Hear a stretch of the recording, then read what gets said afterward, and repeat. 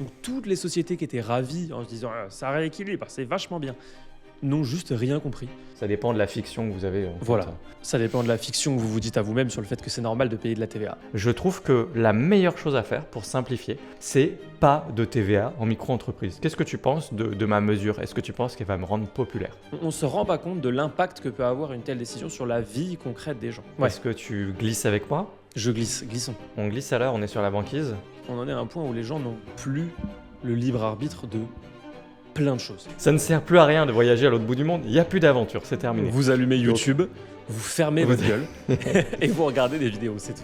Mais la vérité, c'est que ça reste, excusez-moi de le dire, hein, je l'ai été pendant 1 an et demi, 2 ans, donc je peux en parler, ça reste des rats, quoi. Bon, Louis, j'ai malheureusement, en fait, il n'y aura pas d'effet de surprise pour toi, mais j'ai pris des notes. J'avais fait quelques calculs la semaine dernière suite à des changements très importants qui s'est passé dans un projet de loi dont tout le monde a parlé concernant les micro-entreprises en France.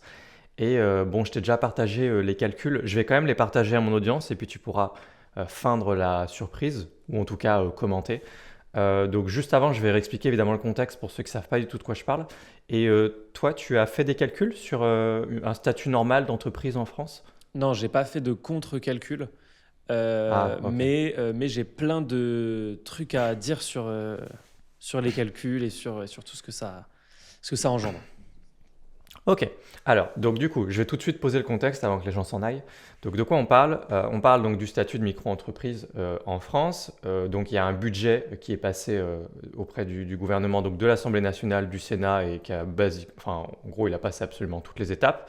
Et tout est adopté, à l'exception d'une loi, un projet de loi qui a été suspendu parce qu'il a fait beaucoup de vagues sur Internet et un petit peu partout dans les médias. Lequel, eh bien, c'était l'abaissement du seuil pour être assujetti à la TVA pour les micro-entreprises. Donc en clair, vous avez, quand vous êtes en micro-entreprise en France, vous avez 2 branches, hein, pour le faire simple. Vous avez la vente de marchandises et vous avez la prestation de services. Et avant d'être assujetti à la TVA, c'est-à-dire de devoir facturer 5,5, 20%, etc., pour la plupart d'entre vous, ça va être 20% bien sûr, eh ben, vous avez un seuil et vous pouvez vous passer en fait de facturer la TVA et donc d'être un peu plus compétitif quand vous êtes en micro-entreprise en France. En prestation de service, c'était 35. Je fais des gros raccourcis, hein, donc Oui. ne me prenez pas au mot sur les doubles seuils, etc. On fait un peu de divertissement aussi, donc on va pas faire des trucs trop précis. 35 en 34 en prestation de service et 75 en marchandises. Et donc, c'était quand même hyper intéressant. Puis ça permet de démarrer aussi beaucoup plus simplement. Tout à fait. Parce que la TVA, faut apprendre comment ça fonctionne. C'est des mécanismes qui sont pas simples pour tout le monde. Voilà, personne n'a envie d'apprendre en fait comment ça marche. Et après, il y a des déclarations à faire. Et ça engendre un certain nombre de complexités. Ça dépend en fait de chacun, de la situation de chacun. Et donc, ce projet, c'était d'abaisser le seuil à 25 pour tout le monde. Donc, c'était un peu la grande simplification. C'est que, puisqu'en plus, ils l'ont vraiment exprimé comme ça. J'ai vu sur un site officiel du Sénat, ou je sais plus lequel, mais j'avais vu. Ils disaient vraiment le but, c'était aussi de simplifier, aussi. Et donc, du coup, ils ont abaissé le seuil à 25 pour tout le monde, c'est-à-dire que ce soit la prestation de service. Donc, moi, par exemple, dans mon travail, c'est-à-dire les gens qui suivent mon travail, qui se forment avec moi à la création de sites web, j'ai pas mal de freelance, d'agences, de professionnels dans la prestation de service dont le seuil était à 35, qui serait abaissé à 25. Et puis, encore pire pour ton audience et ta communauté qui gravite autour de Shopify et du e-commerce, eh bien, c'était abaissé de 75 à 25. Tout à fait. Dont les conséquences sont donc sismiques, en particulier pour la vente de marchandises. Et donc, en fait, donc le projet a été suspendu, ça veut dire que c'est pas annulé, mais on devrait en entendre parler dans les jours et semaines à venir. Je pense qu'ils vont faire une contre-proposition de quelque chose qui sera peut-être un peu moins sévère, mais néanmoins, ils vont probablement faire évoluer le projet de loi vers quelque chose. Je pense qu'ils vont juste pas l'annuler, ça va être peut-être un peu plus, je sais pas, on verra. En fait, pour m'amuser, il y a quelques jours, j'ai fait un calcul de ce que ça changerait pour la vente de marchandises si vous êtes en micro-entreprise, si le seuil de TVA est abaissé à 25. Et ce calcul est plein de surprises. Louis, est-ce que tu es prêt à entendre le détail de ce calcul? Parce que ça va être très divertissant. Je suis parfaitement prêt à entendre le détail de ce calcul et je viens rajouter un point hyper important que j'ai découvert en me renseignant un peu. Allez. J'ai découvert qu'il y avait des gens qui étaient ravis de cet abaissement du Moi aussi. plafond. Des gens étaient aux anges. Des gens qui n'ont évidemment rien compris à comment fonctionne une société. Mais ça, c'est un autre débat. C'est en fait tous ceux qui sont en société. Donc, quand je voulais dire, là, le premier société de ma phrase, je parle de société avec un grand S au sens large, notre société à tous. Et le deuxième société, c'est la société qu'Alexis possède, que moi je possède, etc. Vous l'aurez évidemment cerné puisque vos cerveaux sont brillants.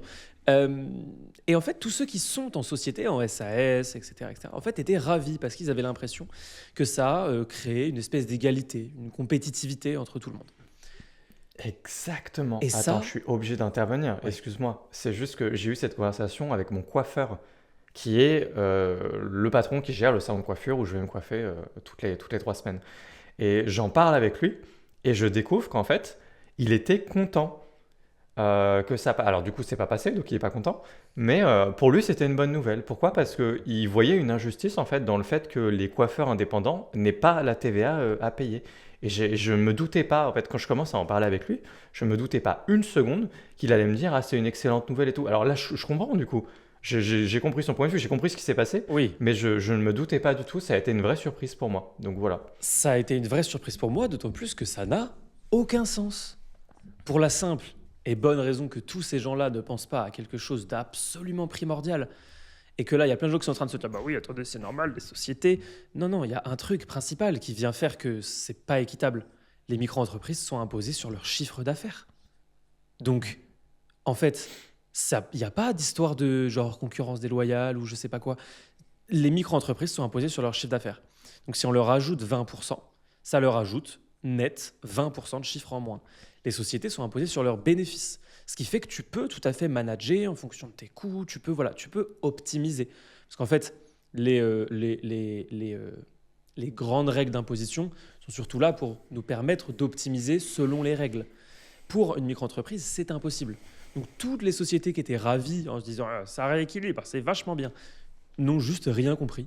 C'est quand même pénalisant pour les micro-entreprises, même quand elles n'ont pas la TVA, puisqu'elles sont imposées sur leur chiffre d'affaires et donc sont forcément désavantagées.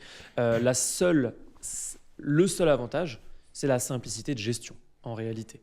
Mais il n'y a aucun avantage financier à être en micro-entreprise, sauf si on fait moins d'argent qu'une société. Dans ce cas-là, ce n'est pas un avantage financier puisqu'on fait moins d'argent. Alors, si tu veux, bah, je partage le détail de mon calcul qui Avec plaisir. concerne donc des commerçants. Dans mon cas, j'ai pas pris quelqu'un qui transforme directement le produit, j'ai plutôt pris l'exemple d'un revendeur. Très bien. Ça se prête très bien à un dropshipping ou alors à un commerçant qui achète et revend, dans tous les cas, qui fait de l'achat-revente, puisque c'est sûr que les calculs vont changer d'un commerce à un autre, d'un produit à un autre. Donc voilà, vous ne formalisez pas trop là-dessus, mais je trouve que c'est un bon exemple assez général qui fonctionne bien et qui montre l'impact que pourrait avoir une mesure d'apparence anodine, bon, qui n'est pas tellement d'apparence anodine, puisque tout le monde a réagi quand même à fleur de peau. Donc c'est une bonne chose, moi je pense. Mais du coup, j'ai pris une base de 3 000 euros de chiffre d'affaires pour une micro-entreprise en vente de marchandises, dont le seuil pour être assujetti à la TVA avant était de 75. Était à 75. Ça veut dire qu'il faut aller jusqu'à 75 000 euros de chiffre d'affaires hors taxe avant de vous poser des questions de TVA. Donc c'est idéal pour pouvoir démarrer votre activité, puisque je rappelle, de la vente de marchandises, 75 000 euros de chiffre d'affaires, ce n'est pas 75 000 euros de bénéfice. Tout On à en fait. est très très loin. Très Ça loin. dépend beaucoup des produits. Très loin. Donc une base de 3 000, de toute façon, vous vous doutez d'avance que votre commerçant, il ne gagne ni 3 000 euros, ni 2 500 euros, ni 2 000 euros, ni 1 500 euros, peut-être 1 000 euros. Enfin voilà, vraiment là, après, ça dépend vraiment des cas de figure, comment vous faites pour trouver vos clients, etc. Donc 3 000 euros de chiffre d'affaires. TTC, ça représente quoi? Ça représente, dans mon exemple, 1 000 euros de coût produit. Donc je suis parti sur un multiple de 3. C'est assez banal. Ça peut être beaucoup plus, ça peut être beaucoup moins. Ça dépend, là aussi, encore une fois. Mais si c'est beaucoup moins, vous ne pouvez pas vous lancer en micro-entreprise. Ça ne fonctionne pas. Vous êtes obligé à un moment de faire un multiple suffisamment généreux pour que ça fonctionne en micro. Tout à fait. Puisque, comme le disait Louis, vous êtes imposé cotisation sociale et impôts directement sur votre chiffre d'affaires, quel que soit le modèle que vous choisissez. Vous savez qu'il y en a un où c'est d'office chiffre d'affaires et l'autre, il y a un abattement. Mais dans tous les cas, ça reste, voilà, ça reste à peu près les mêmes règles. Donc, 1 000 euros de coût produit. On arrive à 2 000 euros. Ok, jusqu'ici, tout va bien. Vous arrivez à suivre. Ensuite, on retire 500 euros de TVA, puisque on prend... Oui, dis-moi. C'est pas 600 euros de TVA? Non, parce qu'on passe de 2005 à 3000. Et on part pas des 3000? Je crois que si. Si on part des 3000, il faut retirer 16, 67 ou 65, je sais plus, j'avais fait le calcul, c'était 500 euros normalement. Ok. Je croyais qu'on Alors partait là, de 3000 en fait, je sais que je pourrais vérifier les calculs, mais ça risque d'être un peu chiant, il faut couper au montage, quoi. Oui, tout à fait. Donc, Non, mais c'est que quand j'ai vu le calcul, je me suis dit, mais en fait, je crois que c'est pire. Non, Ok. je pense pas. Il me semble avoir double vérifié tout ce que j'ai fait. Et normalement, c'est donc je suis parti de 2005 et j'ajoute 20%. Et ça fait 3000, puisque en fait, j'ai pris Ok. une base 3000 pour mon calcul de toute façon. Ok. Donc j'ai bien retranché 16,67. C'est pour ceux qui ne savent pas comment bien calculer la TVA, quand vous retranchez, faut pas enlever 20%, effectivement, sinon ça marche pas. Ouais, Il faut enlever partir de- 16,67. Normalement, ça donne 500 euros de TVA. Ok. Donc on est à 2000 moins 500, ce qui nous fait 1500 euros. Ensuite, il faut retirer l'impôt sur le revenu et l'URSSAF. Donc l'URSSAF pour les cotisations et votre impôt sur le revenu, je suis parti du principe que vous mettiez en versement libératoire. C'est ce que font beaucoup de micro-entreprises, je pense. Ça veut dire que vous payez tout en même temps d'un seul coup sur le site de l'URSSAF. Bon, pour faire simple, ça fait 650 euros. Donc évidemment, il ne faut pas le prendre ça sur le coût total sur les 3000 euros. Il faut enlever la TVA, l'impôt sur le revenu et les cotisations sont calculées sur le chiffre, votre chiffre d'affaires moins la TVA, ce qui fait 2005. Bon, alors du coup, ça nous donne 850 euros, puisqu'on a 650 euros d'impôt sur le revenu et d'URSSAF. Donc là, on est passé de 3000 à 850. Mais je n'ai pas fini, évidemment. Maintenant, je retire les frais Stripe, parce que vous êtes un commerçant en achat-revente. Évidemment, on est entre nous, donc j'ai pensé à un e-commerçant. J'imagine qu'un commerçant tout court, il a d'autres frais. Tout Bon, à là, fait. je suis resté sur Stripe. Il a d'autres Donc ça frais. fait 45 euros. Il a d'autres frais qui sont identiques à peu près. Voilà, mais sachant que là, tout ce que je sais pas si tu le sais, Louis, j'ai juste pris le pourcentage. J'ai pas pris les centimes. Tout à fait. Parce que j'avais envie de faire un calcul simple. Donc la vérité, c'est que Stripe vous retire un pourcentage, plus les petits frais, donc c'est 24 centimes, je sais plus, quelque chose comme ça. Je connais pas ça par cœur, hein, mais... Donc j'ai retiré 45 euros, mais c'est pas complet. Ce qui nous fait 805 euros. Il nous reste 805 euros. Ce à quoi, évidemment, j'ai été plus loin que ça et je me suis dit comment font beaucoup de e-commerçants aujourd'hui, ils font de la publicité. Donc du coup, je me suis dit, je vais partir sur ça pour mon calcul. C'est-à-dire que quelqu'un qui commence à gagner 3000 euros de chiffre d'affaires par mois, vous vous dites, ah, il commence à gagner un pécule. Il commence à se passer quelque chose. Peut-être que c'est pas non plus la grande joie, la grande folie sur les voyages et le train de vie, mais on a un début de quelque chose d'intéressant. Bon, bah, on va voir, on aura la conclusion à la fin. Donc 750 euros de publicité. Je suis parti sur 750. Alors vous vous dites, pourquoi 750 ? Tu retires tout. Bah, en fait, je suis parti d'un chiffre tout simple, un bon ROAS en publicité. Je considère de mon expérience que 4, c'est vraiment pas mal. Je trouve que c'est un commerçant qui s'en sort bien. Tout à fait. Parce que moi, je me rappelle que j'avais un ROAS des fois à partir de 2,5, je commençais déjà à être content en me disant, ah, il y a un début de quelque chose. À partir de 3, je me disais, ah, c'est bien, alors que voilà, ça reste le début de quelque chose. Et surtout que si on prend encore plus en compte dans ton calcul, on parle d'un ROS de 4 sur un an lycée. Donc c'est vraiment pas mal du tout. Ça veut dire que tu es fréquemment à plus, de temps en temps à moins. C'est très correct, effectivement. Moi, je trouve qu'un ROAS de 4, c'est très correct. Donc après, bon, il y en a qui arrivent à faire plus, il y en a qui arrivent à faire moins. Les ROAS, au fil des années, ils tendent à tirer vers le bas parce que la compétition augmente, etc. Bon, on va pas faire un cours sur la publicité, mais on a un ROAS de 4 ici.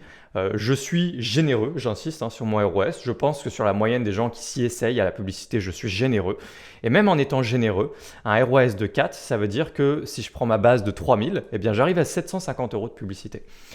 Et donc, bah, du coup, très naturellement, 805 euros moins 750 euros de publicité, qui est un bon ROS, j'arrive à 55 euros. J'arrive à 55 euros. 55 euros, c'est mon résultat. Si je n'avais pas de TVA, j'ai refait tous les calculs changent de l'assiette pour calculer l'impôt sur le revenu, etc. Je vous épargne les détails. S'il n'y avait pas eu de TVA, je serais à 425 euros. Donc, avec le changement qu'il y a eu, pour un commerçant qui fait de l'achat-revente, qui en plus a un bon ROAS sur la publicité, sur Facebook Ads ou Google Ads ou ailleurs. Donc quelqu'un qui s'en sort bien, qui a 1000 euros de coût produit, donc ça veut dire qu'il fait quand même un multiple intéressant et justifié à mon sens. 1000 euros de coût produit, il a un bon ROAS en publicité, il fait tout bien. Cette personne-là, avec la mesure qui a été prise, qui est suspendue pour l'instant, il serait passé de 425 euros à 55 euros de résultat. Voilà, 55 balles. Attendez, je n'ai retiré aucune charge. Oui. Figurez-vous qu'il y a des charges, il y a des coûts opérationnels. Alors, au hasard, par exemple, bon, il y a la petite CFE qui traîne, vous savez, en micro-entreprise, que vous avez à payer. Donc là, si vous vous retrouvez avec 55 euros de résultat, finalement, votre CFE, que vous soyez à Paris ou en province, dans tous les cas, vous mettez plusieurs mois avant de la payer. du coup. Donc il faut amortir la CFE déjà. Donc il y a plusieurs mois de CFE. Et puis l'abonnement Shopify, est-ce qu'on en parle ou on n'en parle pas? L'abonnement Shopify, il coûte combien, Louis? Puisqu'on va prendre Shopify en exemple, évidemment. Si, WordPress, ce serait pareil, hein, WooCommerce, il faudrait payer un hébergement de toute façon. Ce serait un peu moins cher, mais au final, vous auriez quand même cette somme à payer. si on est bien organisé et qu'on a confiance en son projet, ça fait 27 euros par mois puisqu'on paye à l'année, lycée sur l'année. Si jamais on n'a pas confiance en son projet et qu'on est relativement débutant, c'est 36 euros par mois. Bon, je me suis permis de ne retirer aucune autre charge, pas d'extension ou d'application, il me semble qu'on appelle ça des applications sur Shopify, des extensions sur WordPress, vous appelez ça comme vous voulez, mais dans tous les cas, il y a d'autres frais de fonctionnement, il y a plein d'autres petits coûts cachés quand vous lancez Bien une sûr. entreprise, il y a des trucs auxquels on ne pense pas et auxquels on pense encore moins quand on prépare juste un podcast et qu'on fait une démonstration comme ça. Donc, en résumé, on a 3 000 euros de chiffre d'affaires, on a quelqu'un qui fait de la publicité plus que correctement. La plupart d'entre vous vont essayer de faire de la publicité et n'arriveront pas à avoir un ROAS de 4 dans Bien leur sûr. vie. Et on part de 1 000 euros coût de produit pour vendre ensuite à 3 000 euros. Enfin voilà, c'est pas déconnant. On passe de 425 à 55 euros. Qu'est-ce que tu en penses, Louis? Je pense qu'en réalité, on passe de... Alors, 425 euros, c'est pas non plus. Voilà, mais Ça, c'est alors, que ça reste une somme où tu te dis, je fais pas complètement ça pour rien. Je veux dire, je pense qu'il y a beaucoup d'entre vous, par rapport à votre salaire actuel, si vous lancez une activité de vente de marchandises, achat-revente ici, vous vous dites, je fais pas non plus ça pour rien, quoi. Ça c'est reste ça. une somme. 55 euros, moins les charges, il y a plus de somme, quoi. Surtout que 55 euros, du coup, pour faire 3 000 euros de chiffre d'affaires, 3 000 euros de chiffre d'affaires, ça demande du boulot. Quand même, hein. On n'est pas sur un tout petit chiffre d'affaires de quelques centaines d'euros qui nous ramène à quelques euros de bénéfices. 3 000 euros de chiffre d'affaires, ça demande du boulot. C'est 36 000 euros de chiffre d'affaires. C'est Alors, ça. chiffre d'affaires TTC, hein, maintenant, bon, voilà, il y a des gens qui préfèrent s'exprimer hors taxe quand on dit chiffre d'affaires. Voilà, vous savez, vous comprenez Oui. mon point. Mais on est à 30 000 et quelques euros de chiffre d'affaires quand même dans l'année. Les gens se disent, ah, 30 000 euros et quelques de chiffre d'affaires dans une année? Parce que là, les gens se disent 3 000, tu es oui, bon, bah, riche. c'est le début. Et tu es Mais riche. 30 000, 36 000 euros de chiffre d'affaires dans une année, tu es définitivement un commerçant. Oui, tu es un commerçant qui gagne 2 euros par mois. Félicitations. Voilà. Bravo à toi. Et effectivement, en plus, nous, là, on a été très sympa. On a pris un commerce en ligne. Mais si tu prends quelqu'un qui doit payer de l'électricité, qui doit payer... Enfin, c'est instantanément. Bail, etc. T'es Ouais, ouais. instantanément en négatif, à la seconde. Donc, en fait, on passe de donc, 36 000 euros générés à la sueur de ton front, de tes idées, de tes risques, de la perte du temps perdu avec ton entourage, de tout ça. Parce qu'en fait, c'est ça, hein, devenir entrepreneur, que ce soit dans n'importe quelle catégorie, c'est ça. Donc, on passe de ça à zéro, voire du négatif. Et à ça, il y a deux solutions. La première Vendre solution... plus cher? Non, ah bah, elle marche pas cette solution malheureusement. Ça c'est ce que beaucoup disent, que j'ai entendu d'ailleurs sur beaucoup de chaînes YouTube. Et il y avait plein de gens qui réagissaient dans les commentaires. Moi, c'est moi-même ce qu'on m'a dit quand je suis devenu assujetti à la TVA. C'est moi-même ce que mon conseiller fiscal en TVA m'a dit. Je lui ai instantanément dit, mais attendez, si je comprends bien là, je vais perdre 20% de mon chiffre. Et il a dit, oui, oui, c'est ça, vous devez augmenter tous vos prix de 20%. Je lui ai dit, mais bah non, parce que sinon je perds 80% de mes clients instantanément. Ça ne marche pas comme Alors, ça. du coup, on parle de marchandises ou de prestat de service? Parce que moi, je trouve que c'est Moi, je parle de c'est marchandises. viable en prestation. Voilà, exactement. Non, juste pour que les gens fassent la distinction. Bien sûr. Parce qu'on a déjà eu les mêmes discussions autour des mêmes sujets dans d'autres circonstances. J'insiste sur le fait que sur la prestat de service, c'est toujours un peu plus inélastique et vous avez toujours la possibilité de jouer, effectivement, Tout de à vous fait. poser la question d'augmenter vos tarifs et tout. La vente de marchandises, c'est pas que vous pouvez pas, mais c'est quand même beaucoup peu. plus délicat. Effectivement, je te rejoins. C'est beaucoup plus délicat. En général, le prix est savamment étudié. Le prix est même A/B testé pour ceux qui font vraiment les choses bien. Donc en fait, le prix, normalement, il est ras des pâquerettes, quoi. Il est C'est pas exactement... impossible, Non, c'est pas mais c'est impossible. plus délicat. C'est Voilà, beaucoup c'est ça. plus délicat. Ça peut fonctionner si vous avez beaucoup de budget, parce que par exemple, vous pouvez prendre beaucoup plus de stock pour ceux qui font du stock, ce qui vous fait un coût produit plus faible, vous pouvez optimiser vos publicités. Voilà, c'est pas impossible. C'est juste horriblement difficile et encore plus pour un débutant. C'est quasiment impossible pour un débutant en réalité. Tu vends un produit 30 euros et du coup, tu le vendrais à 36, tout simplement, 20%. Ouais. C'est Donc pour tu le avoir un vends. ordre de grandeur. Tu passes de 30 à 36, quoi. Ouais, juste pour revenir à la même chose. Oui, oui, oui, pour juste revenir à pour la même revenir à la chose. même Oui, chose. c'est juste encaissé par votre client. Enfin, vous savez ce qu'on dit sur la TVA. Oui. Tantôt, on dit que c'est le client qui la paye. Tantôt, on dit que c'est l'entreprise Oui, qui la paye. ça Ça dépend de la fiction que vous avez voilà. sur comment vous calculez les choses. Mais bon, le résultat est le même. Ça dépend de la fiction que vous vous dites à vous-même sur le fait que c'est normal de payer de la TVA. Et donc, ce qui est important de comprendre là, c'est qu'en fait, il n'y a que deux solutions. La solution d'augmenter ses prix, pour moi, elle n'existe pas. Elle peut être à court terme pour de la prestation de service, effectivement. Pour du commerce, elle n'existe quasiment pas parce que dans les faits, ça devient instantanément très compliqué. Vous perdez forcément des clients dans un premier temps. C'est trop complexe. Il y a deux solutions. La première, c'est évidemment de passer en société. C'est ce qu'ils veulent pousser. C'est pour ça aussi que c'est fait ainsi. C'est beaucoup plus de gestion, c'est beaucoup plus de problèmes. Quand vous êtes un petit commerçant et que vous n'avez C'est aucune... rentable. Il faut un comptable, évidemment. Il y a beaucoup plus de règles à respecter, donc beaucoup plus de possibilités de faire des erreurs. C'est un sujet titanesque. Il y a beaucoup, j'ai appris ça, il y a beaucoup de micro-entreprises qui n'ont aucune vocation à passer en société. Ouais.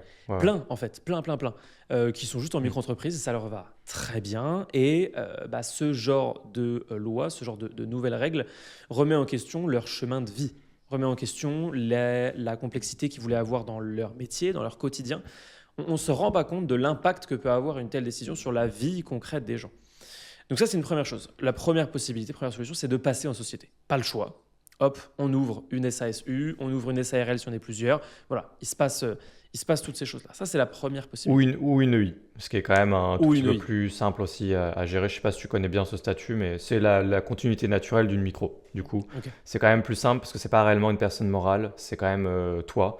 Et la comptabilité est un peu plus simple, il n'y a pas de statut, il n'y a pas de capital. Donc c'est plus simple. C'est plus difficile qu'une micro-entreprise, naturellement, mais c'est quand même le plus simple. Je pense que c'est ce que les gens tendraient à faire naturellement en France. Ok. Voilà. Et la deuxième possibilité dans laquelle je vais marquer une énorme nuance, mais c'est pour tous ceux qui avaient un projet d'expatriation, c'est juste le meilleur moment finalement. Et je nuance bien en disant pour tous ceux qui avaient un projet d'expatriation, parce que pour tous ceux qui n'en avaient pas, s'expatrier parce qu'on va prendre 20% de TVA, ça ne va pas fonctionner. Vous allez revenir. J'en mets ma main à couper. Je peux inventer une adresse mail. Louis, je rentre d'expatriation@gmail.com. Je vais créer cette adresse mail après. Si jamais vous partez à cause de cette raison et que vous ne revenez pas, envoyez-moi un mail, je vous enverrai 100 euros. Ce que je veux dire, c'est que si vous partez pour les mauvaises raisons, si vous vous expatriez pour les mauvaises raisons, vous allez revenir. Vous serez dépité, ça n'ira pas pour vous.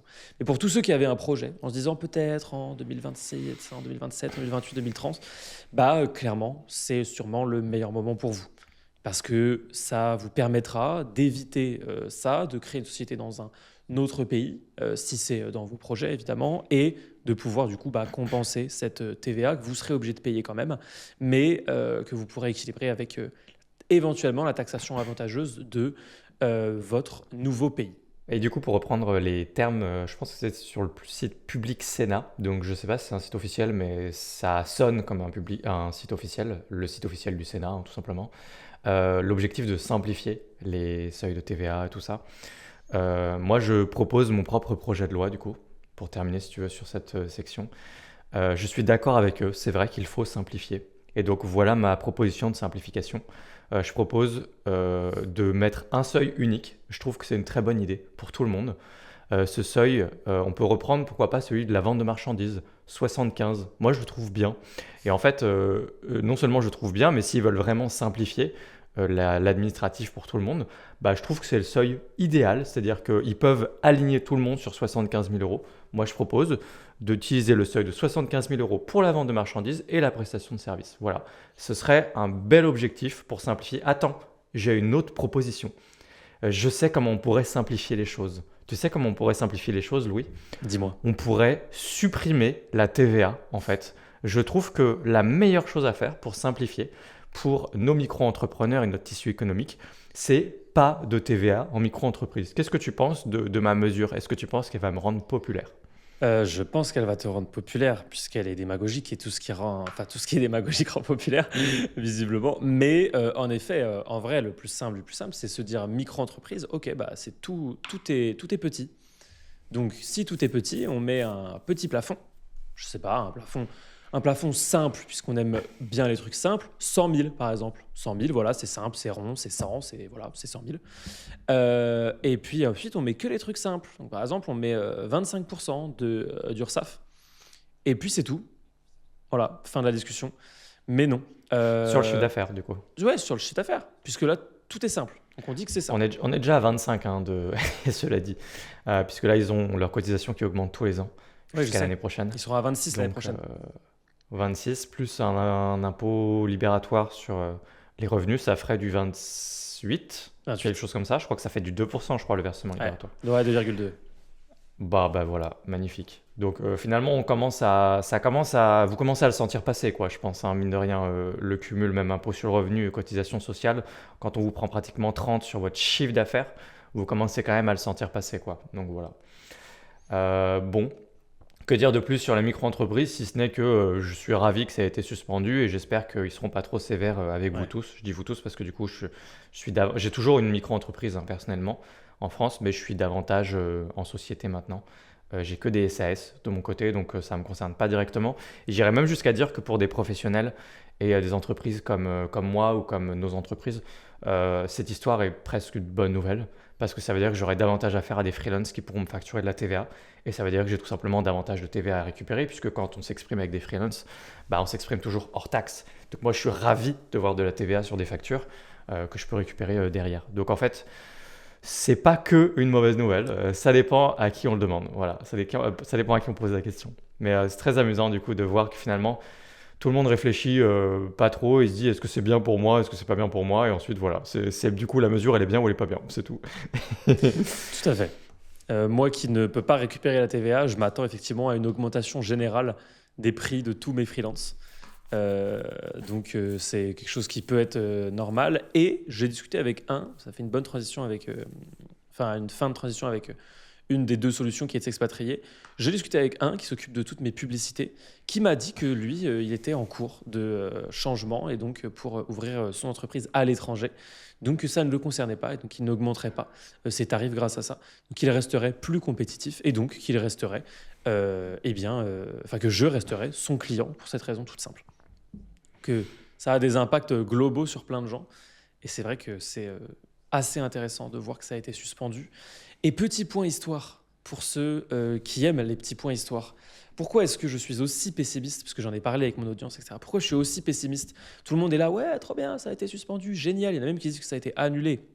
La nuance, c'est là, tu as très bien fait de la faire, ça a été suspendu.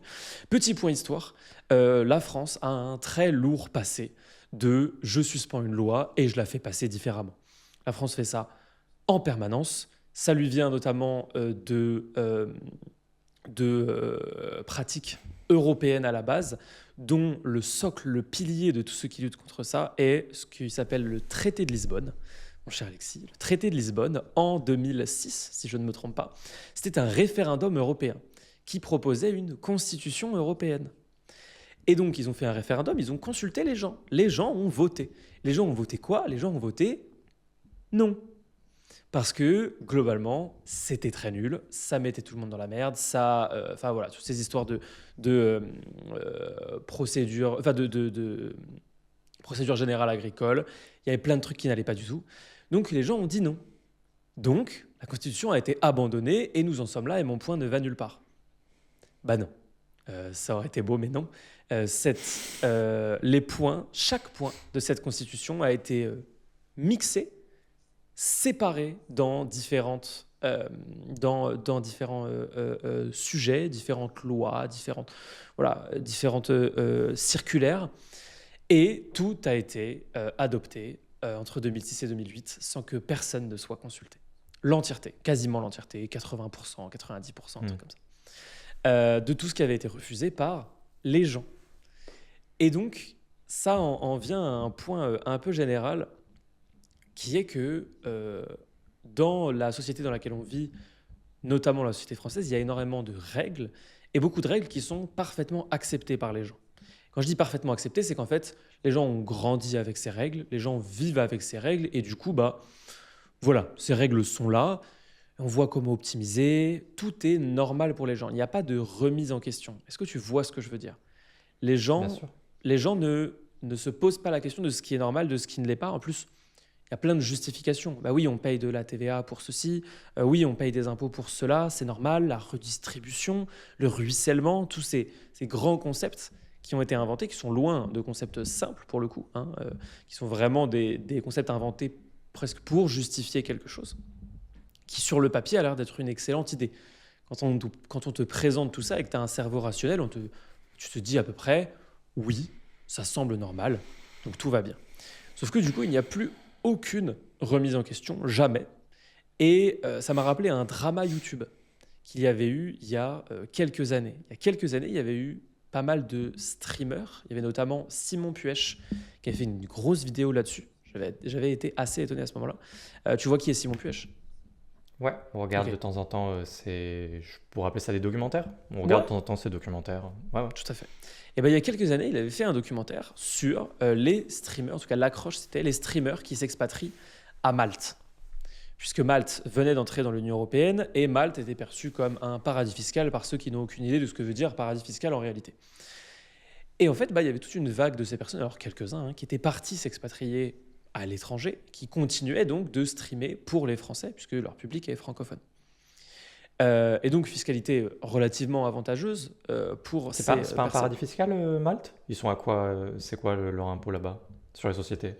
Ou Euh, personnel, enfin tout. T'as une idée? Faible, plus faible qu'en Ouais. France, faible. C'est Ah, pas mais un. je crois c'est- qu'après, les gens, ils se structuraient. Enfin, moi, quand les gens parlaient de Malte tout le temps, il y a quelques années, ils se structuraient pas avec la société à Malte. Je crois que la société était à Hong Kong, souvent, et qu'eux, ils vivaient à Malte. Donc, je sais pas exactement quelle est la structure perso-pro Là, il y qui a un fait que c'est montage, ouais. intéressant. Ouais, c'était Il y souvent a, ça. Aujourd'hui, je sais pas, hein, du coup, mais il y a je toujours. pense notamment, il y a un gars, tu vois, PJ de Bodytime. Ouais, bien sûr. Je crois qu'il part vivre à Malte. Ok. Et donc tu vois, je me suis dit, tiens, il est 10 ans en retard. Ouais. Non, non, c'est pas méchant, mais je veux dire, c'est vrai que tout le monde parlait de Malte, moi, quand j'ai démarré en 2017. Ouais. Plus trop aujourd'hui, quoi. Plus personne n'en parle. Les gens juste ont réalisé que, ah bah attends, mais Malte, c'est juste un caillou, en fait. Enfin, personne n'a envie d'aller vivre. Voilà, c'est ça. Ah, les gens sont partis. Mais tout le monde en parlait. Moi, quand j'ai démarré en business, je me rappelle, en 2017-2018. Ouais. Donc voilà, c'est pour la petite anecdote. Il y avait plein de créateurs de contenu, y compris dans nos Ouais. milieux de l'époque, qui étaient là-bas. J'en ai deux, trois en Ouais, tête. ouais, totalement. Ouais, j'ai des noms en tête. Ouais. Ouais, moi aussi. On a les mêmes. Et ces gens sont partis, évidemment, puisque, encore une fois, s'expatrier pour les mauvaises raisons, c'est revenir. Tout simplement, c'est rentrer Ou surtout pour au les mauvais mauvaises endroit. raisons aussi. Oui, au mauvais endroit. Mais Ouais. si c'était pour l'amour de Malte, pour le fait que qu'ils avaient envie d'habiter sur une île, dans des endroits où il y a Hmm. peu de gens, etc., voilà, ça pourrait s'entendre. Mais donc, Hmm. il y a un peu tout cette haine que j'ai toujours eu un peu de mal à comprendre des gens qui s'occupent d'eux-mêmes, et c'est-à-dire qui optimisent, qui font les choses pour eux, ce qui ne pénalise en rien, en général, les gens qui choisissent de rester, par exemple. Mais il y a cette haine un peu générique. Et donc, ça m'a donné la réflexion qu'en fait, on en est à un point où les gens n'ont plus le libre arbitre de plein de choses. Ils n'ont plus le libre arbitre de se dire, OK, qu'est-ce qui est bon, qu'est-ce qui est pas bon. Ce qu'on appelle la défiance, en fait, ils l'ont quasiment plus du tout pour beaucoup. Il n'y a pas de remise en question de ce qu'on te dit, de ce qu'on te fait. C'est presque l'esprit critique, parfois, qui n'existe juste plus du tout. Ça fait que ce genre de loi aurait pu complètement passer. Et heureusement, c'est pas le cas. Ouais. Ça m'a donné envie de faire une petite glissade sur l'expatriation en général. Ouais, Est-ce que tu glisses avec moi? je glisse, glissons. On glisse alors, on est sur la banquise. Allez, c'est parti. Écoute, comment se passe ton expatriation de ton côté, Louis? Fais-nous un petit laïus là-dessus si tu veux. Et puis moi ensuite, j'aurai une petite annonce à faire. Ça peut être intéressant, j'en ai pas Tout à parlé en fait. podcast. Donc je le ferai juste après. Est-ce que pour l'instant, ton expatriation se passe bien? Est-ce que ton train de vie dans les Émirats te plaît? Est-ce que tu penses que tu vas rester ces 10 prochaines années, donc tu vis à Dubaï? Est-ce que tu penses que tu vas rester ces 10 prochaines années à Dubaï? Comment tu vois l'avenir à Dubaï, etc. Comment se passe ton expatriation, tout simplement? Et est-ce que tu rentres souvent en France? Qu'est-ce qui te manque? Qu'est-ce qui te manque pas? Est-ce que tu es très content d'être parti? Dis-nous tout. Très simple. J'ai deux points principaux sur l'expatriation. Un plus personnel et un plus général. Hmm. Réflexion presque philosophique plus générale. Au niveau personnel, globalement, j'ai pas beaucoup plus de choses à dire que ça se passe très bien. Ouais. C'est à peu près ce que j'avais envisagé. Ça rejoindra mon point suivant. J'ai rencontré des gens sur place. En général, quand on s'expatrie, on va dans un endroit où d'autres gens s'expatrient. Donc, faire des connaissances, rencontrer des gens, c'est assez simple. Cette partie-là, c'est bon. Au niveau de l'organisation générale, ça s'est fait très bien. On avait beaucoup fait en amont, donc ça, c'est bon. Au niveau de l'ambiance, l'environnement, je me suis jamais autant senti chez moi, dans mon quartier, dans ce que les anglophones appelleraient home, que depuis que j'habite ici. J'ai mon quartier, j'ai mes habitudes, j'ai mon coiffeur, j'ai mon café à côté. Vraiment, je n'ai jamais eu autant l'impression d'être chez moi que depuis que j'habite dans une mégalopole, tout simplement. Il y a énormément d'activités, on fait à peu près tout ce qu'on a envie de faire en termes d'activités. C'est très vivant, beaucoup plus vivant que ce que j'avais connu en France. Ce que j'appelle vivant, c'est qu'il y a toujours des nouvelles choses qui ouvrent. Il y a toujours des travaux qui se font très très vite, bien plus vite, et qui sont du coup pas du tout pénalisants. Parce qu'en France, on râle qu'il y a des travaux partout, parce qu'en fait, c'est relou quand il y a des travaux. Ici, quand il y a des travaux, on est méga content, parce que ça veut dire qu'il va y avoir un nouveau truc. Et ça, c'est vraiment top. Donc au global, l'expatriation se passe très très bien. On avait éventuellement anticipé cette fameuse courbe dont je n'ai pas le nom, mais qui part à peu près d'ici, qui monte avec la zone d'euphorie, la zone lune de miel. Ensuite, il y a une petite descente avec la Ouais. réalisation. Ensuite, il y a l'endroit où tout le monde abandonne en général son projet ou son changement de vie, que ce soit des relations de couple, d'amitié, enfin tout en fait. Et puis ensuite, il y a lentement le redécollage vers un genre de stabilité. On avait parfaitement conscience de ce phénomène. Et donc là, on sent qu'on entre tout doucement dans la réalisation de plein de petites choses. Et du coup, on a fait la liste de nos réalisations, des choses des aspects négatifs, tout simplement, parce qu'au début, c'est la lune de miel, tout paraît merveilleux. Là, on entre dans la réalisation des aspects négatifs, donc on les a listés. Et puis, on trouve des solutions à chacun. On est proactif, parce qu'on attend de passer cette phase pour ensuite rentrer dans une forme de stabilité. Donc globalement, ça se passe très bien. On rentre relativement fréquemment. On n'est pas beaucoup rentré la première année, puisque c'était la première année. Cette année, on a prévu de rentrer Mm. 5 fois, ce qui est quand même vraiment beaucoup, en France donc. C'est à peu près ce qu'on va faire tous les ans, je pense. Ça fait du à peu près tous les 2 mois, en moyenne tous les 2 mois et demi. Et c'est très bien pour nous, c'est très bien pour la famille. Là, on n'est pas rentré en France depuis 6 mois, parce que la famille est venue nous voir, que les amis sont venus nous voir.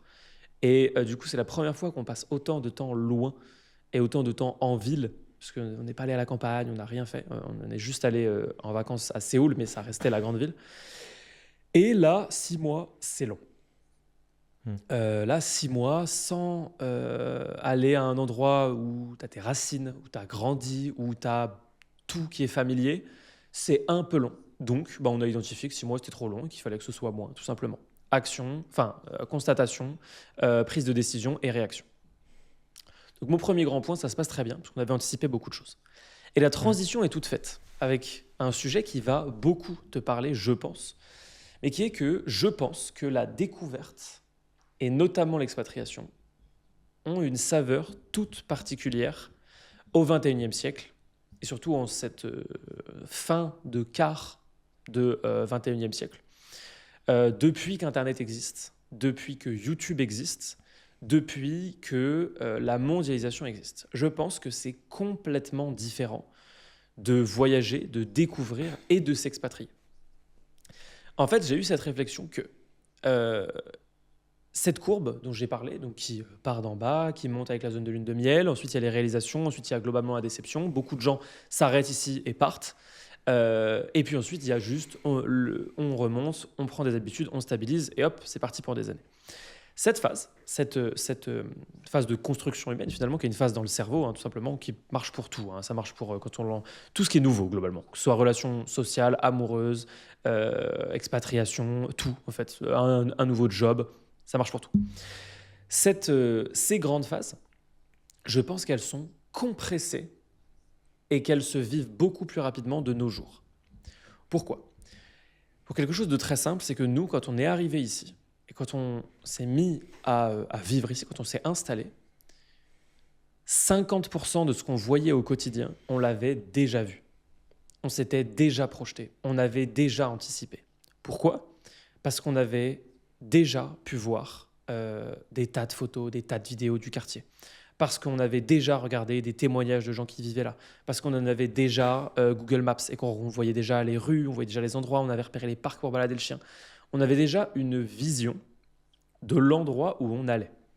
Ce qui n'était pas du tout le cas en 2005, par exemple, ce qui est encore relativement récent. Quand tu voulais t'expatrier, tu pouvais éventuellement trouver dans tes connaissances quelqu'un qui était déjà allé ou quelqu'un qui connaissait quelqu'un, ou tu pouvais avoir un tout petit peu. Mais là, nous, on a littéralement des vidéos, quoi. Genre, tu tapes à peu près n'importe quel nom de quartier de grande ville du monde, tu trouveras tout de suite des tas de vidéos, des tas de... Voilà. Tu peux te projeter, ton cerveau peut commencer à s'habituer avant d'y aller. Donc le déracinement, il est beaucoup moins fort. Parce qu'en fait, avant de déménager, de te déplacer, tu peux commencer à te projeter. Tu peux commencer à savoir à quoi ça va ressembler. Tu peux te dire, ah, j'irai prendre mon café là, et puis aller voir sur Google Maps ou sur le site web du café. Tu peux te dire, ah, j'irai balader mon chien là. Tu peux te dire, ah, j'irai à telle salle de sport. Et en fait, tu commences à habituer ton cerveau. C'est une espèce de hack pour beaucoup mieux vivre l'expatriation. C'est d'entamer l'expatriation avant de la faire physiquement. Tu peux l'entamer mentalement. Et donc, je pense que c'est beaucoup plus simple de nos jours, premièrement. Je pense qu'il faut le faire. Parce qu'il y a toujours des choses dont on ne se rend pas compte, et notamment le déracinement. On est quand même fait aujourd'hui pour naître à un endroit et pour y rester, plus ou moins. Et la mondialisation nous permet d'aller ailleurs, mais à la base, intrinsèquement, à l'intérieur, notre chimie est faite quand même pour rester relativement près. On est des animaux sociaux, on veut rester près des gens qu'on connaît, on a des habitudes. À l'intérieur, on est fait pour ça. Donc, il va forcément y avoir un petit choc qui vient à un moment. Et alléger ce choc, ça peut passer par toute cette préparation mentale avant de partir. Bah écoute, je ne peux que être d'accord avec toi sur à peu près l'ensemble de tes points, à savoir que finalement l'expatriation, un peu comme le voyage aujourd'hui, hein, un peu comme l'idée qu'on peut se faire d'un long voyage en sac à dos par Tout exemple, à fait. c'est à la fois une aventure et en même temps c'est quand même quelque chose d'excessivement accessible en fait à nos générations parce que bah, tout est commoditisé quoi. En fait, que ce soit la préparation du voyage, le voyage en lui-même, le train de vie que tu as en voyage, même quand tu as un budget restreint, la manière dont tu peux t'organiser, la manière dont tu peux rebondir en cas de situation difficile, tout est commoditisé et en fait, même aujourd'hui, l'aventure au bout du monde en sac à dos est une commodité presque. Pour quelqu'un qui n'a jamais fait cette expérience-là, ça peut sembler difficile à entendre parce que vous dites bah non, je vais aller dormir chez l'habitant en tente, etc. Alors vous pouvez, mais en fait, cette aventure-là, en fait, c'est à vous de la construire. C'est-à-dire que vous pouvez décider de rendre vos voyages plus difficiles, vous pouvez décider de rendre votre expatriation aussi plus difficile. Mais en fait, je pense que c'est avant toute chose ce que vous allez chercher au fond de vous dans ce voyage. Du coup, l'aventure que vous allez vivre, elle va forcément ressembler à ce que vous êtes venu chercher. Et ça va faire la distinction entre les vrais aventuriers et des gens qui cherchent autre chose. Vous pouvez aussi chercher du dépaysement, vous pouvez chercher des rencontres, etc. Mais la vraie aventure, c'est quelque chose que vous allez devoir construire vous-même. Parce qu'en fait, maintenant, quand vous allez au Machu Picchu, enfin voilà, il y a un bus qui vous emmène, etc. Enfin, vous voyez ce que je veux dire? Tout est, quand vous cherchez vous pouvez vous chercher votre chemin, vous avez des applications avec des cartes hors ligne, vous pouvez tout le temps trouver votre chemin hyper facilement. Vous avez besoin de parler avec les locaux, vous ne parlez pas la langue, maintenant vous avez des applications dont je ne dirai pas le nom, parce que si vous ne savez pas lesquelles, franchement, il faut vous réveiller, qui vous permettent de facilement parler, en fait, même quand il y a la barrière de la langue, bah, il n'y a plus la barrière de la langue. En fait, il n'y a plus d'aventure. Vous- Ça ne sert plus à rien de voyager à l'autre bout du monde, il n'y a plus d'aventure, c'est terminé. Vous allumez Donc, YouTube, vous fermez vous- votre gueule et vous regardez des vidéos, c'est tout. Donc finalement, l'aventure, elle existe toujours, mais c'est à vous de faire l'effort de la construire. C'est-à-dire que c'est à vous de faire l'effort de ne pas utiliser en fait toutes ces commodités, toutes ces solutions. C'est à vous, quand vous allez vous expatrier, voyager en sac à dos, ce que vous voulez, de décider d'aller davantage vers les locaux et de vous confronter à la barrière de la langue justement, et d'apprendre la langue et tout ce que vous voulez, et de ne pas aller dans un quartier, nanana. Donc en fait, ça va forcément ressembler à ce que vous êtes venu chercher. Donc je pense qu'à partir du moment où on s'expatrie, par exemple, et qu'on veut le faire en douceur, atterrir en douceur, prendre le temps de découvrir le pays, etc., c'est toujours forcément plus confortable d'aller dans un quartier où il y a des gens, où il y a d'autres Français, etc. C'est sans doute ce que je vais faire aussi plus tard. Et c'est OK. Mais du coup, en fait, vous pouvez aussi tout à fait aller au fin fond de la campagne, Tout à fait. juste entouré de locaux, pas de connexion Internet, et enfin voilà. C'est-à-dire que tout ça, ça existe toujours, mais Oui. c'est à vous de le construire. C'est ça. Et c'est ça que je trouve intéressant, c'est qu'on est quand même dans une ère de l'hyper-personnalisation, même par rapport aux voyages, aux aventures que vous voulez vivre. Donc ne vous dites pas que quand vous allez partir à l'autre bout du monde, c'est forcément très difficile, parce qu'en fait, ça ne l'est pas Ça l'est forcément. pas. Il y a toutes les astuces et tout ce que vous a partagé Louis, et puis tout ce que je vous dis là, c'est-à-dire que vraiment, ça va ressembler à ce que vous voulez que ce soit en grande partie, parce qu'on est en 2025 en fait. Et si vraiment vous vouliez que ce soit une aventure au fond de la jungle, avec des sauvages qui dansent autour d'un feu, il faudrait aller chercher ça. Et la plupart des gens, en fait, aujourd'hui, c'est pas ça qu'ils construisent comme projet de vie Tout à quand fait. ils partent voyager ou s'expatrier. Donc, s'expatrier en 2025, ça n'a jamais été aussi facile. Tout à fait. Y compris sur les deux terrains qu'on a abordés chacun respectivement d'ailleurs, et c'est très pertinent qu'on les fait. Moi plutôt sur le plan psychologique et mental, et toi sur le plan plutôt pratique. Les deux sont aussi Ouais. importants l'un que l'autre. Certains pensent plus à l'un, d'autres pensent plus à l'autre, mais effectivement, ces deux aspects-là sont primordiaux. Et tu as tout à fait raison. Il y a toujours des gens, moi c'est pas du tout mon cas, mais il y a toujours des gens qui cherchent de l'aventure pure et dure. Bah, dans ce cas-là, ces gens-là, en fait, ne regardez pas. Choisissez une destination qui vous inspire. Allez-y, vivez au jour le jour. Parce que quand tu parlais même du bus pour aller au Machu Picchu, moi, je me suis carrément dit, juste, on sait à quoi ressemble le Machu Picchu, quoi. Genre, sous tous ses angles, si on veut voir le Machu Picchu en entier, bah, en fait, on ouvre YouTube et on regarde le Machu Picchu. Et ça m'a fait penser à mon grand-père qui, à 16 ans, a dit à ses parents qu'il partait dans le sud une semaine en vacances avec des copains et qui a traversé l'Europe pour aller à Istanbul sur sa mobilette. Et quand il a traversé l'Europe pour aller à Istanbul, il n'avait même pas de carte papier. Il n'avait rien. Il avait Mm. son sac à dos, un peu d'argent et il a roulé. Et en fait, bah ça, effectivement, euh, ce qu'il faut comprendre, c'est que si vous voulez le faire aujourd'hui, vous pouvez toujours le faire. Mais vous êtes quand même baqué par beaucoup de solutions en cas de problème. Mais surtout, le vrai truc, c'est que nous, si vous avez envie de le faire, vous pouvez, mais vous n'allez pas le faire. Vous allez prendre un avion. Vous allez aller à Istanbul en avion, vous allez préparer votre voyage, vous allez regarder ce que vous allez faire. Et il faut vraiment se dire que mon grand-père et des milliers d'autres gens, quand ils ont fait ce genre de choses, ils étaient dans l'inconnu, le vrai de vrai. Le cerveau n'a pas d'image de ce qui va se passer. Tu ne sais pas où tu vas. Tout ce que tu vois, ça rentre et ça s'imprime en fait au fur et à mesure. Nous, si on va à Istanbul, moi qui me suis jamais intéressé à aller à Istanbul, j'ai des images. Je sais après à quoi ça va ressembler. J'ai déjà entendu du turc. J'ai déjà tout ça. Dites-vous qu'il y a 30 ans, 40 ans, 50 ans, 60 ans, il n'y avait rien. C'était zéro, le néant. Et ça, bah, c'est quelque chose qu'on a peut-être perdu, qui moi personnellement ne me manquera pas, mais je comprends que ça puisse rendre nostalgique certaines personnes d'une époque qu'ils ont peut-être même pas connue.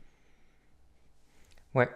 Alors le plus important à dire, c'est que moi je pense toujours que c'est très intéressant d'aller au Machu Picchu en vrai, Bien sûr, non, physiquement. mais bien sûr, Je tenais à le dire. bien sûr. Et puis sinon, bah écoute, oui, je suis d'accord avec toi. Et de manière générale, ce que je disais, c'est que ça va ressembler à ce que vous venez chercher, quoi, Ouais, tout simplement. Donc après, moi par exemple, donc si je peux faire ma petite annonce aussi justement, comme je disais que j'en ai pas parlé en podcast, donc on a un projet d'expatriation, nous justement. Donc quand je dis nous, c'est moi et ma compagne, presque femme.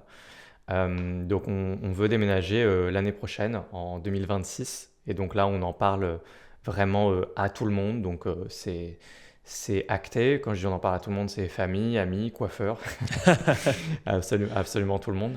Et donc moi, je vous en parle aussi justement, ça acte d'autant plus la chose. Il s'agit d'un projet je suis d'expatriation à ravi que Bangkok tu pour viennes nous. habiter à Dubaï, c'est vraiment génial. On va pouvoir se voir vachement plus souvent. Non, non, je plaisante, bien sûr. Non, non, non. Bah du coup, donc voilà, Bangkok, donc capitale de la Thaïlande. Des fois, je me dis là que, enfin, tu vois, ça paraît tellement évident, mais en fait, non, pas du tout. Non, il y a des Enfin, gens il y qui a quand savent même pas. des gens qui sont pas, voilà, qui connaissent pas l'Asie, etc. C'est peut-être important de poser un peu le décor. Donc Bangkok est la capitale de la Thaïlande et qui est probablement la plus grande ville, la plus dynamique, la plus mégalopole d'Asie du Sud-Est, avant ou après Singapour. Je saurais pas vous dire très, très sincèrement. Singapour est un peu à part, hein. Et voilà, donc on veut déménager à Bangkok l'année prochaine. C'est juste qu'on ne sait pas encore quand dans le courant de l'année, parce qu'il y a d'autres projets personnels qui viennent s'entrelacer avec ça. Donc ça peut se faire à tout moment dans l'année, mais le plus tôt sera le mieux en ce qui me concerne. Dans tous les cas, ça ne pourra pas avoir lieu avant mi-2026 de toute façon. Euh, pour moi, de mon côté, il s'agit vraiment plus avant tout d'une aventure personnelle, parce que bah, il y a son lot d'apprentissage de la vie, en fait, à s'expatrier. On a beau vous dire que c'est facile, etc. Bien sûr que c'est facile, mais bien sûr qu'il va y avoir des petits moments d'accomplissement personnel, des petits moments de stress et de doute, des petits moments de plein de choses. Et je pense que c'est toujours une aventure intéressante à vivre. Ce qu'on vous dit, c'est que c'est juste beaucoup plus facile que ça ne l'a été à une époque. J'en veux pour preuve, moi, aujourd'hui, que la Thaïlande m'accueille à bras ouverts avec un visa qui s'adresse directement à moi, qui pourrait littéralement s'appeler visa nomade digital. Ce serait quasiment la même chose. Il s'appelle pratiquement comme ça. Et Bangkok, c'est une ville qu'on connaît bien.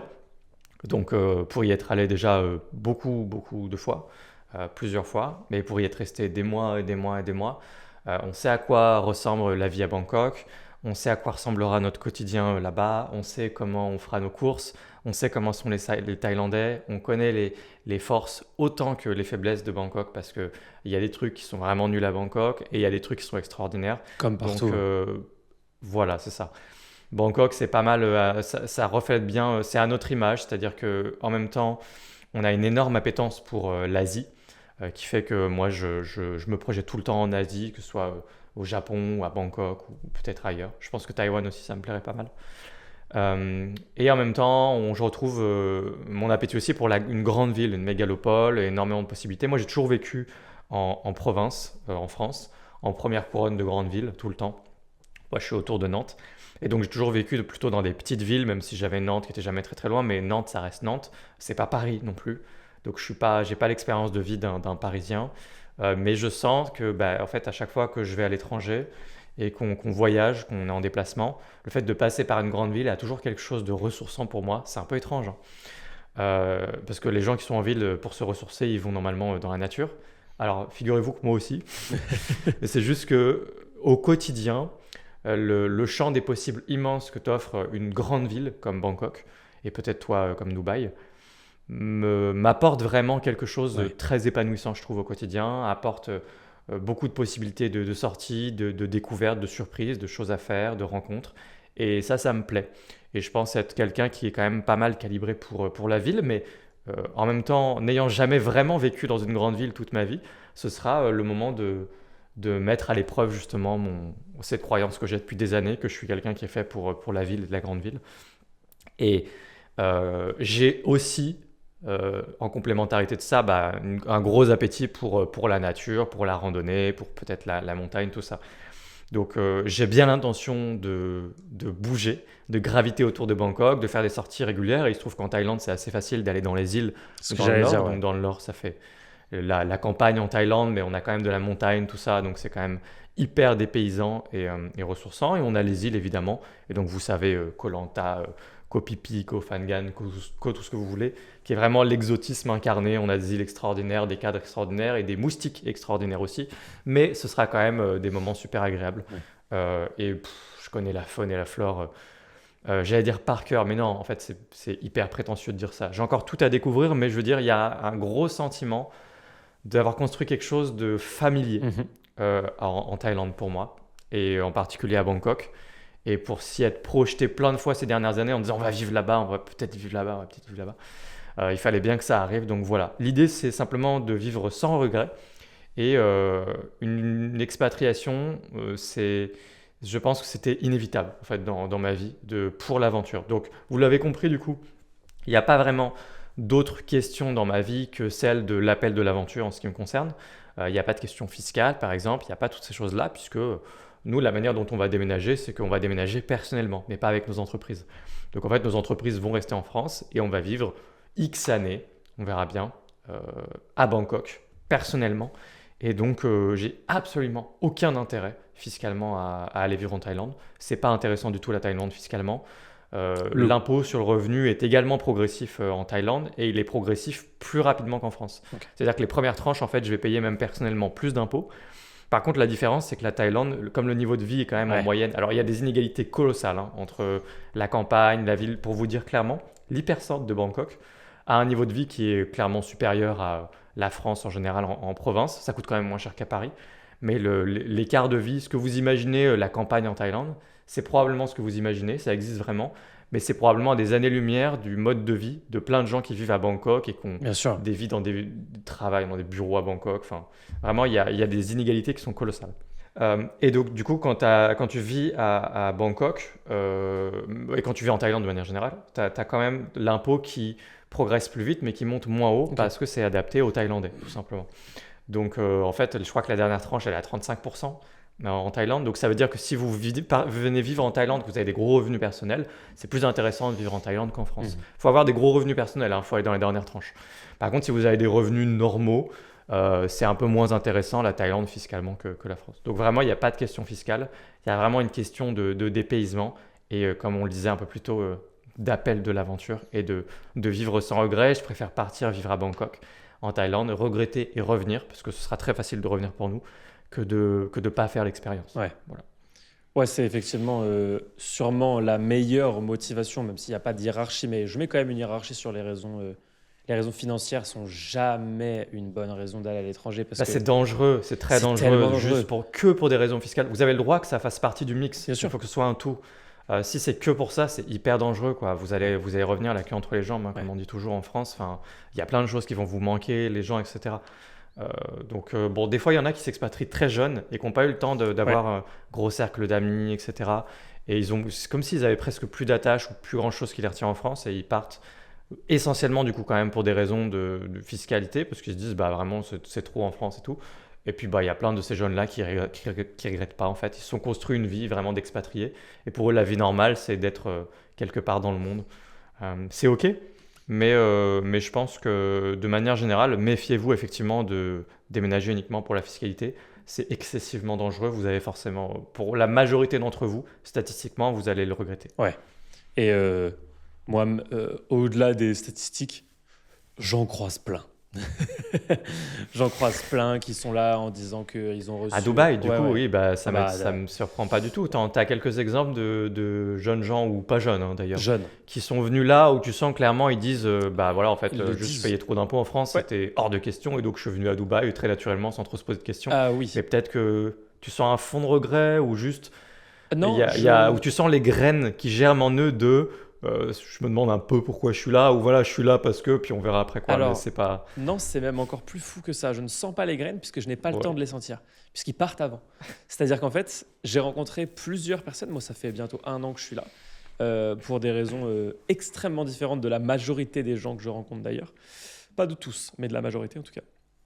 Et en fait, j'ai eu plusieurs fois affaire à des gens où ça les catégorisait instantanément. C'est pas bien de catégoriser les gens, ne faites jamais ça, mais c'est évidemment ce que je fais avec les gens qui me regardent et qui me disent ah bah moi, j'ai reçu ma première demande d'URSSAF, j'ai pris mes billets. Et j'ai vraiment vécu ce moment. Je l'ai vécu au moins 2 fois, avec 2 personnes différentes. J'ai reçu mon URSSAF pour la première fois, et je suis allé sur Google et j'ai tapé où s'expatrier. Et donc, ensuite, ils ont fait les démarches extrêmement vite, ils sont très vite tombés sur les sociétés qui te permettent de le faire, et ils sont arrivés en genre 3 semaines. Il y a 3 semaines entre le moment où l'idée germe dans leur cerveau et le moment où ils atterrissent à Dubaï. Parce qu'en Ils ont quel âge en moyenne, ces gens? moins de 25 ans. Ouais. Et moins de 23 ans, plus précisément.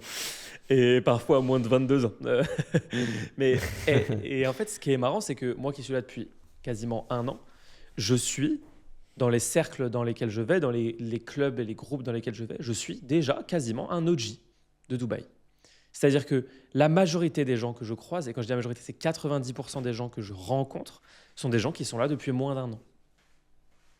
Et en fait, ça veut dire 2 choses. Premièrement, les gens qui sont là depuis plus d'1 an ne viennent plus à ces rencontres, puisqu'ils ont compris qu'ils allaient y rencontrer.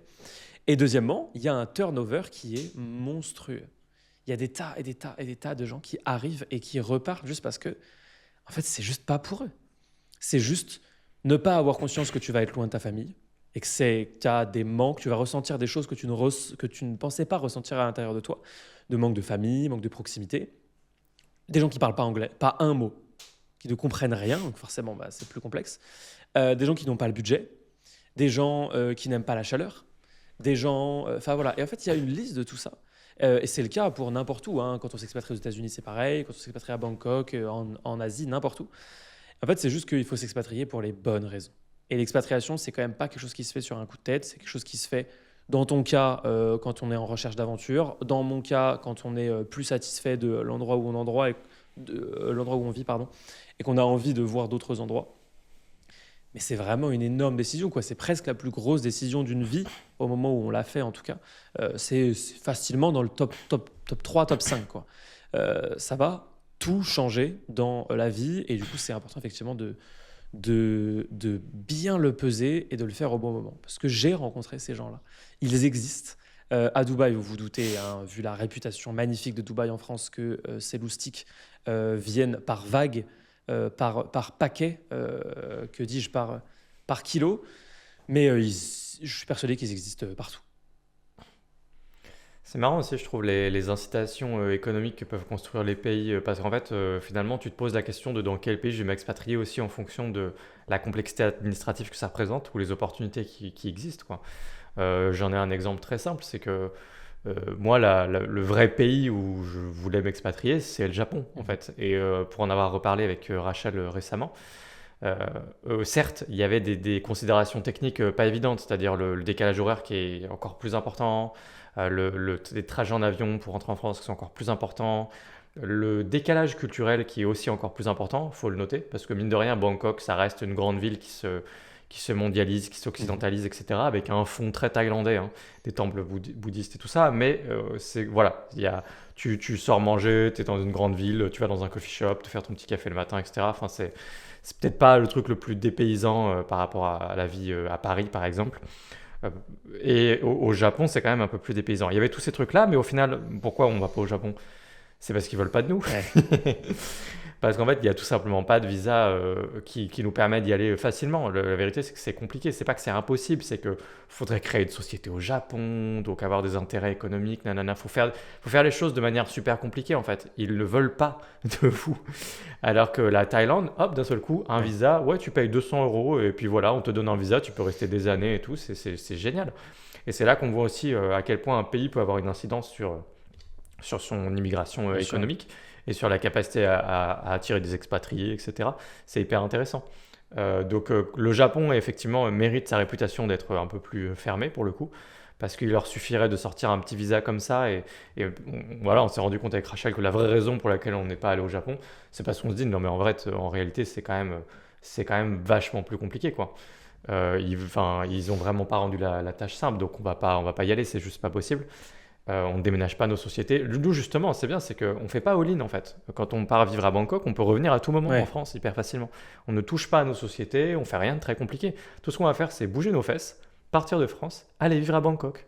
Une fois qu'on aura juste été à l'ambassade à Paris et qu'on aura acheté un petit visa à 200 balles. C'est tout ce qu'on va faire. Donc vraiment, de ce point de vue-là, c'est beaucoup plus simple qu'il n'y paraît. Ouais. Euh, j'ai omis une somme de détails, il y a plein de trucs à Bien régler, hein. sûr, Mais toujours. c'est à peine plus compliqué que ça, quoi. Le Japon, c'est 100 fois plus Ouais. compliqué que ça. Voilà, faut déménager de société, etc., etc. Donc juste, et encore, j'ai pas tous les détails, c'est peut-être encore plus compliqué que ça en vérité. Donc Dubaï rend ça relativement simple. Si tu as le train de vie qui va avec, c'est quand même mieux. La Thaïlande rend ça excessivement simple depuis peu de temps. C'est le cas de d'autres pays d'Asie du Sud-Est, mais ils essayent d'attirer en fait tout simplement des gens. Ils essaient d'attirer une certaine tranche de la population, une certaine frange de la population. Les nomades digitaux, les gens qui font des business sur Internet. En fait, ces gens-là sont connus hein, de manière générale. Quand je dis business sur Internet, ça peut être une start-up, Bien machin. sûr. C'est pas forcément Des un e-commerce sas. ou de la vente de formation. Ça peut être n'importe quoi. Des SaaS, n'importe quoi que les gens font sur Internet, que les gens font à distance, en télétravail. Cette frange de la population, elle a beaucoup de valeur économique pour les pays en général Tout à et les fait. pays de plus en plus font des mesures dans ce sens-là pour essayer d'attirer cette population. Tout à fait. Et surtout, c'est intéressant de voir que en fait, ces politiques que mettent en place ces pays-là ont un impact vraiment concrètement direct, y compris sur la réputation extérieure. C'est-à-dire que la Thaïlande a effectivement cette réputation d'attirer des entrepreneurs digitaux, on va dire. Euh, Dubaï a la réputation en grande partie fausse d'attirer des influenceurs, etc., mais aussi d'énormes sociétés, plein de grandes sociétés qui ont leur base ici et en fait chaque pays a un peu sa réputation. La France a évidemment la réputation de faire fuir les grandes entreprises, mais c'est un peu l'idée. L'Irlande a aussi une réputation dans ce type-là et tout. Moi, le Japon, ça se comprend par leur histoire, ça se comprend par plein de choses, non seulement par leur histoire, mais aussi juste par encore leur culture actuelle. Le pays où vraiment ça reste compréhensible dans la culture, mais où je pense qu'il y a un gros manque à gagner, c'est les États-Unis. Les États-Unis sont relativement fermés quand on veut s'y installer pour de vrai, quand on veut vraiment devenir résident américain. Parce que toi, tu vas devenir résident. Ouais, les visas, c'est compliqué apparemment. Les visas sont super compliqués, la carte verte, n'en parlons même pas. Donc en fait, c'est assez compliqué. Nous, c'était une des premières destinations à laquelle on s'est intéressé très très fortement. C'était le sud des États-Unis, parce que ça cochait pas mal de cases. C'est-à-dire, on voulait une grande ville, on voulait que ce soit moderne, on voulait qu'il fasse très chaud, et on voulait que ça parle majoritairement anglais. Et en fait, en cochant tout ça, on a fait une petite liste, et très vite, on est tombé sur des villes du sud des États-Unis. Et en fait, on a abandonné. On a abandonné parce que c'est trop complexe. Tu peux pas rester autant de temps que tu veux. Si tu restes autant de temps que tu veux, au bout d'un moment, il faut justifier. Enfin, c'est vite compliqué. Et donc, en fait, alors certains pourraient se dire que du coup, on se retrouve par défaut dans certains pays. C'est pas le cas, parce qu'il reste quand même beaucoup de choix. On va pas se mentir. Le monde entier n'est pas fermé.